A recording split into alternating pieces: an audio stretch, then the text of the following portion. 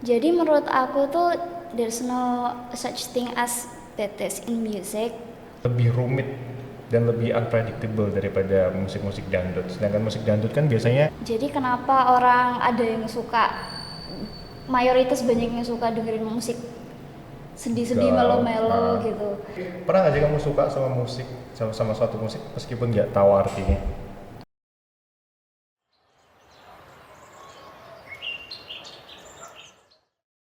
Welcome to Wise Space Thinkers, bersama saya Aldian Darwin. Kali ini seperti kalian lihat saya ditemani oleh Bu Hana. Halo Thinkers, aku salah satu intern di Yes. LIAS. Udah 1,5 bulanan di sini. Yes. Bu Hana di sini ngerjain desain ya Bu ya. Iya. Jadi sekolah mana Bu Hana? Dari SMK PGRI 13. Itu jurusan TKV ya. Iya. Nah di sini kan Bu Hana juga ngerjain desain. Biasanya orang yang kerja desain kayak aku ngerjain desain itu kan seharian full dari jam 8 sampai jam 8 lagi.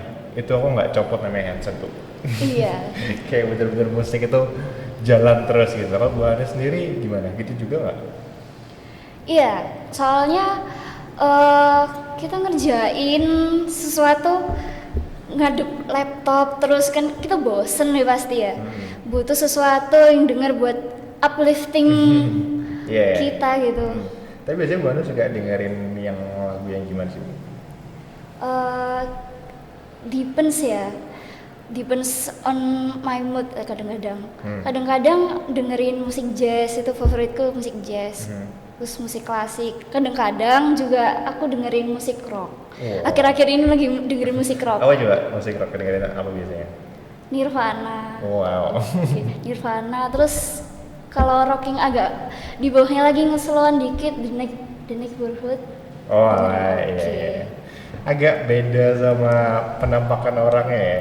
Suka dengerin selera musik sama penampakan orangnya beda. Tapi apa ya? Kalau ngomongin selera musik, menurut Bu Hana, apa yang bisa mempengaruhi selera musik seseorang sih? Kalau dari Kenapa bisa research, berbeda-beda gitu? iya, dari research saya, eh jadi kita growing up dengerin misalnya orang tua kita suka dengerin musik klasik tuh. Nah itu kita terpapar sama musiknya terus akhirnya kuping kita mau nggak mau beradaptasi. Yeah. Terus itu mempengaruhi selera kita juga. Oke. Terus belum lagi kita growing up, mulai banyak tuh kita cari-cari di internet, oh ini matching nih sama selera aku gitu, akhirnya tambah lama tambah berubah gitu. Oke, jadi sebenarnya itu dari awal itu udah apa ya? Udah mulai familiar itu ya. Kayak kita musik-musik yang terbiasa kita dengar dari kita kecil itu akan mempengaruhi kayak selera musik kita di usia kita dewasa karena kita udah familiar dengan pattern musik tertentu gitu ya. Jadi sebenarnya tuh pada dasarnya kita tuh nggak suka dengan sesuatu yang baru gitu. Secara nggak sadar itu sebenarnya kita nggak suka dengan sesuatu yang baru. Ketika kita mendengar suatu musik yang baru tapi memiliki sedikit kesamaan dengan musik yang biasa kita dengar dulu, itu biasanya kita akan gampang suka. Karena yang aku baca sih otak kita tuh suka dengan pattern gitu ya. Jadi ketika kita bisa memprediksi suatu irama atau suatu melodi dari suatu musik tertentu karena kita udah pernah dengerinnya, itu biasanya kita akan lebih gampang suka. Mungkin itu kenapa orang-orang itu lebih banyak yang suka dengerin lagu-lagu yang apa ya, yang easy listening kayak lagu-lagu dangdut ketimbang lagu-lagu klasik atau lagu-lagu Iya, jazz gitu ya. sama pop mainstream. Iya, karena kan emang iramanya dia, melodinya dia itu emang simple gitu ya, kayak simple dan diulang-ulang, nggak kayak lagu-lagu jazz atau lagu-lagu musik klasik yang lebih nggak predictable gitu, unpredictable dan lebih rumit gitu loh. Dan ada juga orang yang bilang kalau selera musik itu bisa apa ya, nunjukin kayak apa ya, kualitas seorang gitu loh. Ada orang yang bilang orang yang suka dangdut itu biasanya orang yang suka dangdut itu selera musiknya lebih rendah daripada orang yang suka Oke, iya. apa nih, musik-musik klasik atau musik jazz gitu. Kalau menurut Bu Hana sendiri gimana? Jadi menurut aku tuh there's no such thing as bad taste in music. Musik itu subjektif. eh jadi kayak aku nggak suka kacang, tapi bukan berarti kacangnya nggak enak ya. Bukan berarti kacangnya nggak enak. karena ada orang lain yang suka kacang, cuma bukan selera aku aja. Jadi itu sama kayak di musik. Saya nggak suka musik itu, tapi bukan berarti musiknya jelek. Terus kayak yang Pak Aldrin bilang tadi, itu salah satu fenomena kultur nggak kasat mata. Namanya kasta genre. Oke. Oke. Iya. Jadi kalau di kalangan anak muda sekarang tuh ada ya kita labeling diri gitu. Oh, aku tuh suka musik The Neighborhood misalnya. Aku playlistku ganteng gitu. Kayak teman-teman saya Playlist bilang ganteng. playlist ganteng gitu. Oh iya, aku sering nemu di Spotify playlist lagu ganteng. Biasanya The Neighborhood, Arctic Monkeys, 1975, kayak gitu-gitu. Iya kayak gitu. Jadi dia entah secara nggak sadar atau sadar nggak sadar dia nge-labeling diri, aku selera musik aku kayak gini tuh aku keren. Terus daripada orang yang suka musik tradisional atau yang kayak dangdut koplo gitu. Biasanya semakin musiknya nggak banyak yang tahu, semakin edgy itu. Iya. Contohnya kayak anak muda zaman sekarang sukanya musik indie soalnya nggak mainstream ya. Iya, makanya. Tapi dari musik indie itu salah satu contoh ya. Anak muda kenapa sukanya yang nggak mainstream biar aku tuh beda sama yang lain gitu. Tapi kalau aku sendiri ya memaknai orang yang selera musik tinggi dan selera musik rendah itu dari apa ya? Bagaimana cara kita memahami irama dari musik itu sendiri gitu loh. Karena kayak yang tadi aku bilang, musik-musik jazz, musik-musik klasik itu lebih rumit dan lebih unpredictable daripada musik-musik dangdut. Sedangkan musik dangdut kan biasanya ritmanya kan apa ya namanya, diulang-ulang gitu dan gampang, cuma kayak tung tung tak kan gitu-gitu terus sampai akhir. Tapi kalau yang musik-musik yang klasik itu kan wah banyak sekali instrumen dimainin, terus habis itu ada kayak semacam apa namanya, ada orang yang mimpin segala macam. Menurutku kenapa itu dibilang sebagai selera musik yang tinggi itu adalah bagaimana seseorang itu bisa memahami atau apa ya, menyukai apa namanya, kerumitan dari lagu itu gitu loh. Tapi orang yang punya selera musik rendah itu sebenarnya bukan bidang rendah sih, lebih ke mereka ya secara pada dasarnya manusia emang suka sama, otak kita tuh suka sama sesuatu yang berpola, yang berpattern.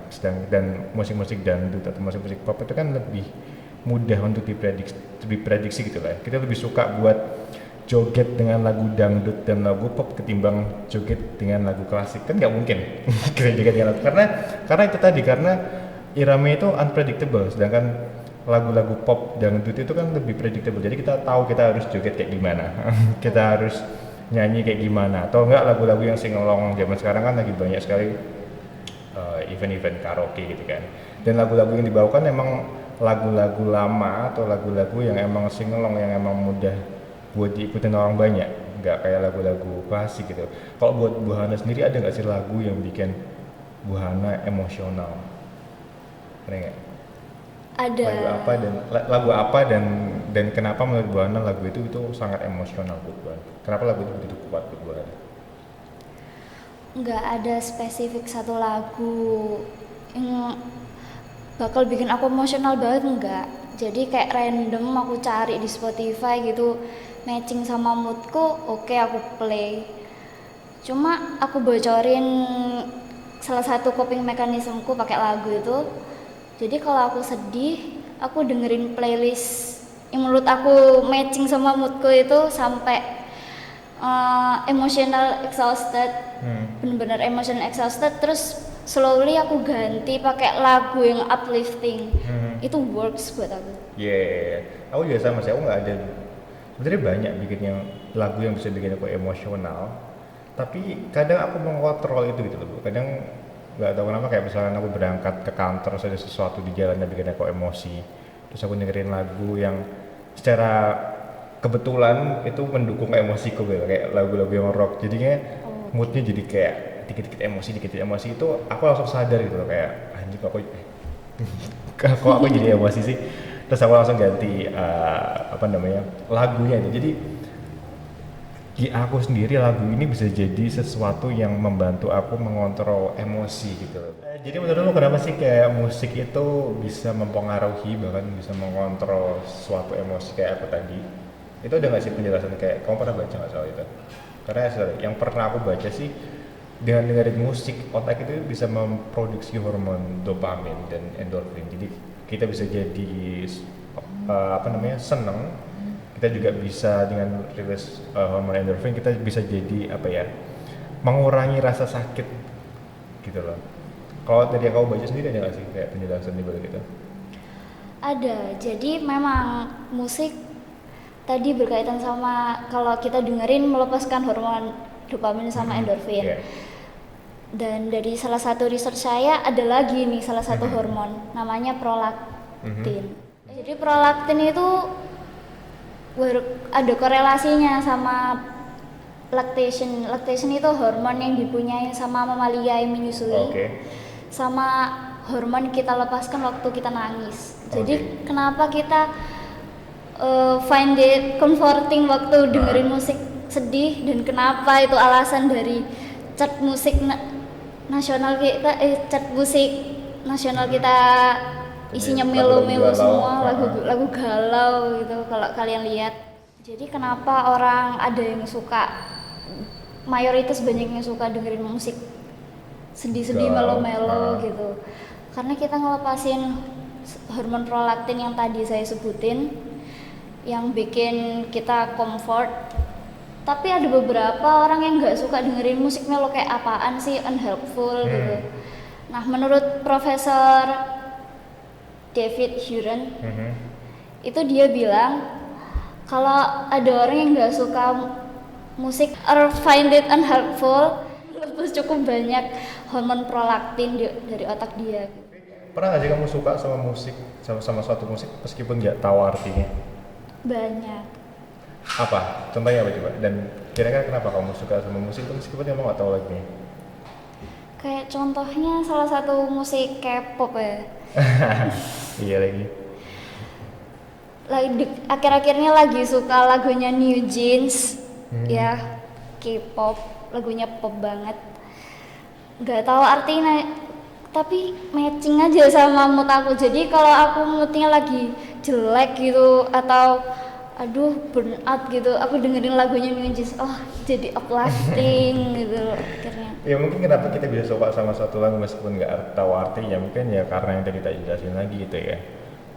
Adalah ada ritme yang memang kita familiar sebenarnya meskipun kita nggak tahu artinya apa, cuma ada ritme atau melodi yang kita familiar dan kita suka akan pattern tersebut. Mungkin itu yang terjadi sama musik-musik kayak aku tuh suka sama bahkan satu album ya, aku suka satu lagunya The Lumineers. Jadi dia punya satu album itu, aku suka semua satu album, tapi aku sama sekali nggak ngerti itu arti apa satu album itu. Karena mereka bikin kayak short movie gitu dari albumnya itu dijadiin kayak nyambung-nyambung gitu loh. Aku nonton itu berkali-kali tapi tetap nggak paham loh. Tapi aku tetap suka sama lagunya. Yang bikin aku suka itu adalah ya ritmenya, apa namanya, artnya, terus video klipnya, vibe-nya, penyanyinya gitu. Jadi kadang itu kita bahkan nggak perlu tahu arti lagunya apa, tapi kita bisa suka sama suatu musik emang karena apa ya, iramanya atau melodinya itu bisa mempengaruhi apa ya, kita gitu di otak kita itu kita lebih suka pattern yang memang berulang dan memang kita familiar begitu. Tadi kan kamu sempat sebutin ya kalau misalkan yang paling banyak musik yang paling baik di kita sekarang itu adalah musik-musik yang mellow, yang galau gitu. Tapi sebenarnya ada nggak sih faktor perubahan tren musik? Kayak dulu kan sempat ada masa-masanya musik-musik emo, orang-orang pada dandan emo, itu sesuatu yang keren. Tapi juga seiring berjalan waktu ada tren musik boy band, girl band itu lebih banyak banget. Terus yang sekarang-sekarang ini ya, ini yang tak perhatiin, nggak tahu ini benar atau enggak atau cuma algoritma Spotify itu doang. Tapi kebanyakan musik-musik sekarang yang banyak denger itu musik-musik yang kayak tentang kehidupan gitu. Jadi nggak melulu cinta-cintaan. Jadi kayak lagunya Tulus, lagunya Hero Yunita, Kunto Aji, India, Nadine Amiza, itu banyak yang dengerin gitu. Ada nggak sih kayak faktor perubahan tren musik itu? Itu berkaitan sama lingkungannya juga sih. kayak yang Pak Adrian bilang tadi, tren sekarang tuh lagu-lagu indie yang modelnya kayak Nadine Amizah Iya. gitu. Lirik-liriknya tentang kesehatan mental Iya, juga makanya kan. aku juga pikir apa mungkin karena Gen Z ini lagi Iya. banyak apa ya, banyak membahas soal mental health awareness. Jadi mereka banyak dari musik-musik yang Memang sengaja karena gitu. itu. Kalau dari penglihatan saya ya, pengamatan saya itu teman-teman saya dengerin musik kayak gitu ya karena aware sama Iya. mental health. Iya. Tapi aware-nya nggak ke arah yang sehat menurut saya. Iya, malah berlarut-larut gitu ya. Berlarut-larut. Terus liriknya di posting-posting gitu ya.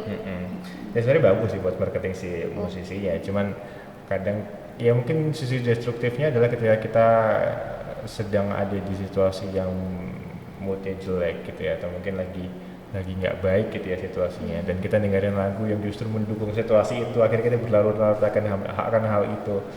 Mungkin di situ sisi destruktifnya, mungkin kita harus lebih ya lagi-lagi mindful Iya. dalam apapun. Apa-apa perlu mindful. Iya. Tapi pertanyaan terakhir nih Bu, sebelum kita mengakhiri Wise News kali ini, pertanyaan yang tak tanyain ke setiap speaker di bulan ini, apa kontribusi musik di hidup lu? Kontribusi musik di hidup saya. Kalau nggak ada musik ya di hidup saya ya kayaknya hidup saya garing banget ya. Dan musik itu nolong saya banget sih. Iya. Saya kadang-kadang nggak bisa mengekspresikan emosi secara gamblang gitu. Jadi musik itu kan salah satu emotional language ya. Iya. Ada orang yang bicara, ada orang yang dengerin, vice versa. Nah musik itu kayak gitu. Jadi mengekspresikan emosi lewat musik tuh nggak mesti harus musisi yang mengekspresikan emosinya lewat liriknya atau not lagu yang dia bikin gitu, enggak. Kita dengerin musik pun itu juga mengekspresikan emosi kita gitu. Sangat tidak insightful sekali. Wow, tiap orang kan beda-beda. Nah, kalau Bu Hana nih kayak gitu. Oke, terima kasih Bu Hana udah berbagi insight-nya soal musik dan pengaruhnya dalam hidup Bu Hana. Terima kasih Tinker sudah join White Space kali ini, sampai jumpa di White Space minggu depan. Bye bye.